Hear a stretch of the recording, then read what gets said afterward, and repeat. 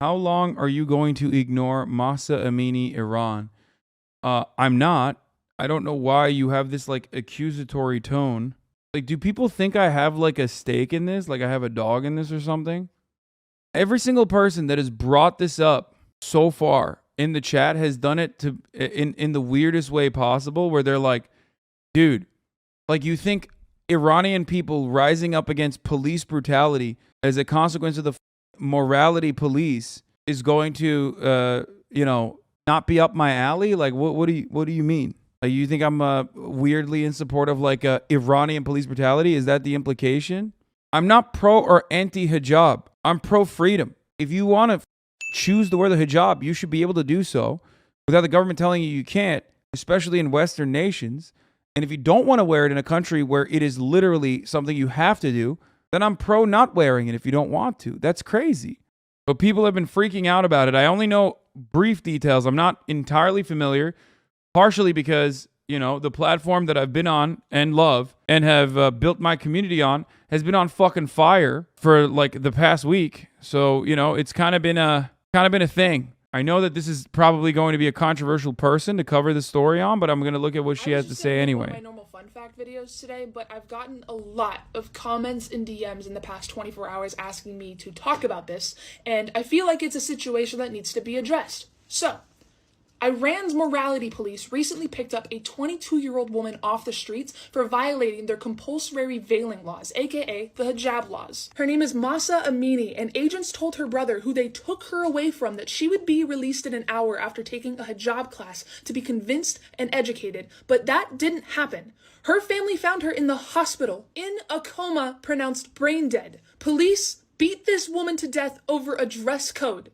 These morality police are known to harass women, okay? Slapping them, beating them with batons, dragging them by their hair, forcing them into vans, and then running over family members who try to fight and get their loved ones back. Okay, here it is. Why Iranian women are burning their hijabs after the death of Mahsa Amini. Iranian women are burning their hijabs and cutting their hair short in protest over the death of Mahsa Amini, a young woman who died after being arrested in Tehran by Iran's notorious morality police who enforce the country's rules on hijabs and other conservative Islamic modes of dress and behavior.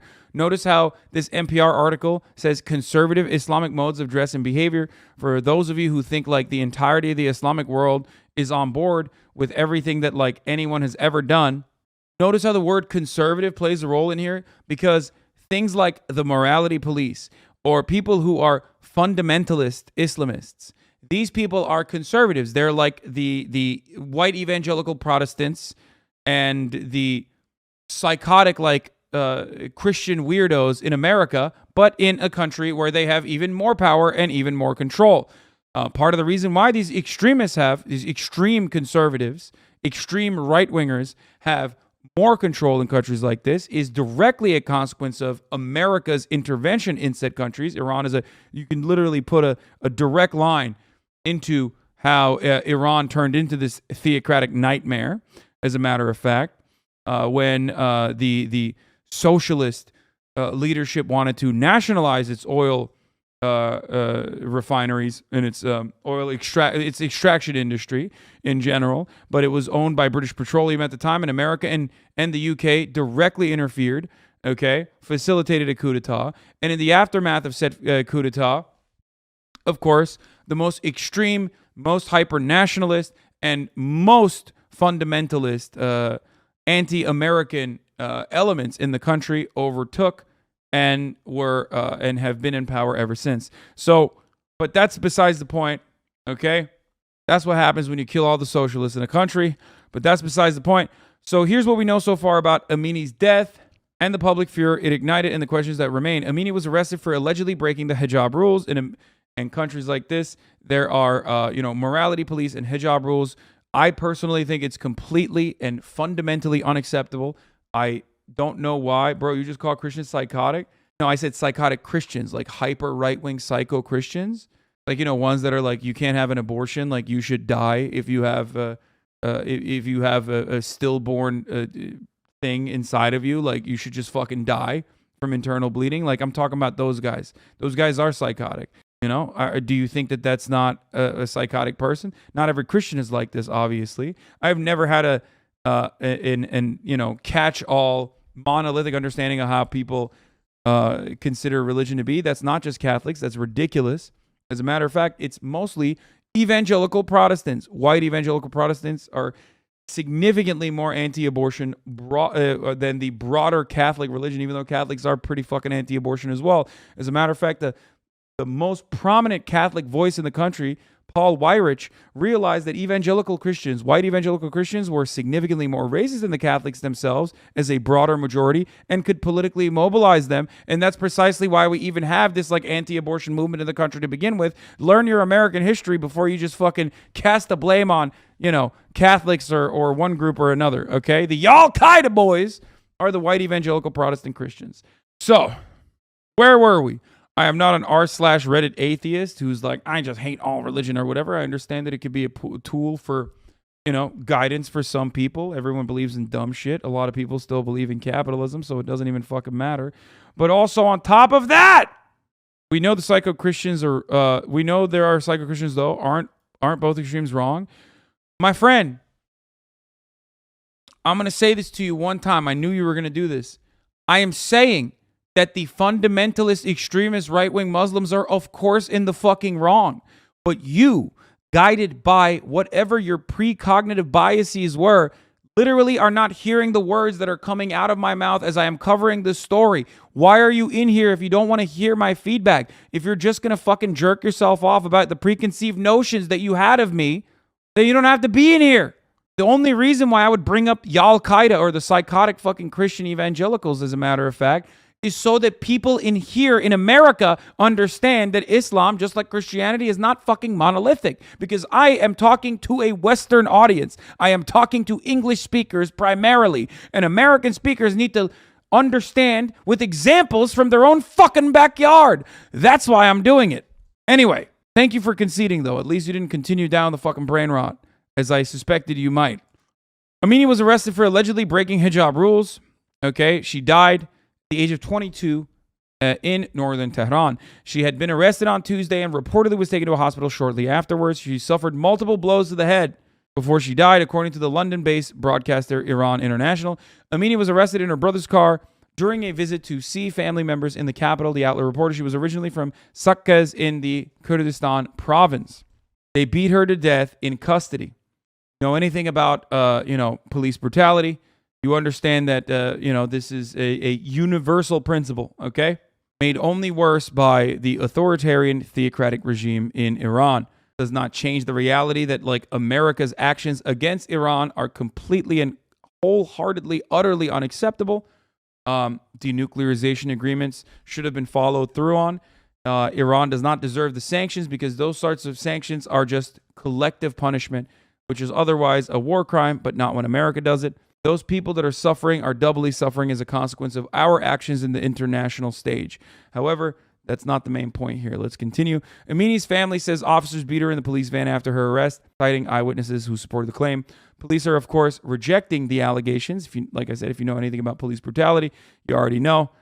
We investigated ourselves and decided that there was no wrongdoing, saying Amini died after being taken to a hospital because she had a heart attack. Even then, it would still be your fault if you are the one who beat her so hard that she would have had a heart attack. But that's not even what happened. They concussed her, and she was brain dead. Senior officials are promising a full investigation, including President Ebrahim Raisi, who called Amini's family on Sunday to assure them her death would be investigated. Your daughter is like my own daughter, and I feel that this incident happened to one of my loved ones, he said. Iran's Chief Justice Mohseni Ejei has also promised a full investigation.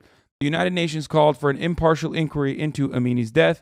Mahsa Amini's tragic death and allegations of torture and ill treatment must be promptly, impartially, and effectively investigated by an independent, competent authority that ensures, in particular, that her family has access to justice and truth. A lot of posturing from the Western world here. They are on the right side, but also remember that the same Western authorities that would say we need an impartial third-party investigator had a hard time when talking about the unjustifiable war crime and the execution of a famous Palestinian journalist in a raid that the IDF was conducting in one of the camps. So, great clip of your position on religion. Okay, liberation theology is an example of good religion. And the justification for slavery, also found within Christian doctrine, is an example of bad religion. Okay, it's just a tool. But some of you guys are incredibly sheltered and refuse to recognize that, like, a big chunk of the fucking planet still have these ideas, and they're not as inherently hostile towards them as you are. And if you want to build like an internationalist perspective, an internationalist movement, or if you want to be more understanding of others and empathize with the way that they've grown up, you have to also allow them to believe that you don't believe in. As long as they are not hurting solidarity, as long as they're not using their religious beliefs to personally turn around and abuse marginalized people further. There you go. A photo of Amini lying comatose in a hospital is the heart of the rallying cry for Iranians who want more freedoms and rights for women. Yes, the story I was referencing with respect to the occupying force was the Abu Akleh story. The Abu Akleh family has submitted a formal complaint calling on the international community to investigate the murder of Shireen Abu Akleh. Remember the Israeli propaganda immediately coming after, saying that her death was not in the hands of an Israeli sniper who purposefully, knowing full well that she was a journalist, as was indicated by her gear at the time, shot and killed her through her helmet, shooting her directly in the neck. The government has pointed to its own images to prove Amini wasn't beaten in custody. Shortly after her death, Iranian police released surveillance camera footage part of her arrest. Video shows the woman suddenly collapsing on a chair while she was talking by a female police in the police station. After they beat her. This is Iran's George Floyd moment. British Iranian actor Omid Djalili said in a video posted online, drawing a parallel between demonstrators who want the change in Iran and Americans who call for police reforms after Floyd's death in custody. There's social media movement around it as well. And women are now burning their hijabs in protest in their demonstrations. They've been demonstrating for nearly a week, with some women setting their headscarves on fire in the streets. Video shared by BBC lead presenter Rana Rahimpour shows women standing on top of burning police cars, rallying against the Islamic Republic. One question is whether this will stay as a hijab protest or mushroom into a larger anti-government movement. At least 7 people are reported to have been killed since the protest began throughout Iran, according to the BBC. And from what I understand, they have blackouts. They've done blackouts on the internet as well every now and then. So yeah, the government cut out the internet completely and is killing people in the streets. Yeah, that's what I've heard as well. IG and WhatsApp are currently down in Iran. And this is already an anti-government movement. Yeah, of course. What? Fuck Iran.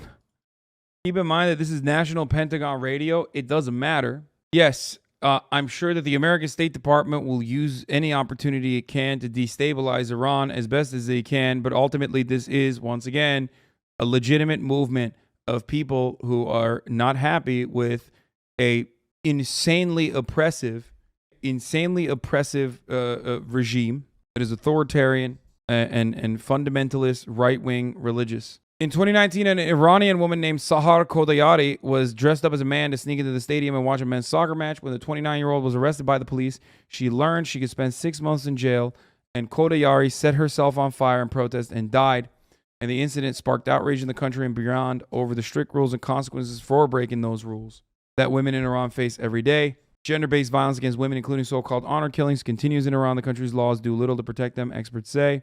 In a tweet in response to Amini's death, Robert Malley, the U.S. Special Envoy for Iran, called on the country to increase protections for women from the country that is, allowing millions of women to no longer have access to abortion, which can end up in a deadly way for them, whether because they got a back alley abortion or because they, had a pregnancy complication and could no longer get the adequate medical treatment. We are doing that. Everybody has different ways of fucking over women. Just remember that. Can you get an abortion in Iran? Yes. But that doesn't make them better in terms of women. Do not misunderstand me. It's not only the hijab. People are tired of the dictatorship and getting treated like garbage. I think part of that is the economic destabilization that America has put on top of Iran, for the record. It's just overall economic instability, volatility caused by that. The government takes actions that are more strict than usual in times like this. And here we are.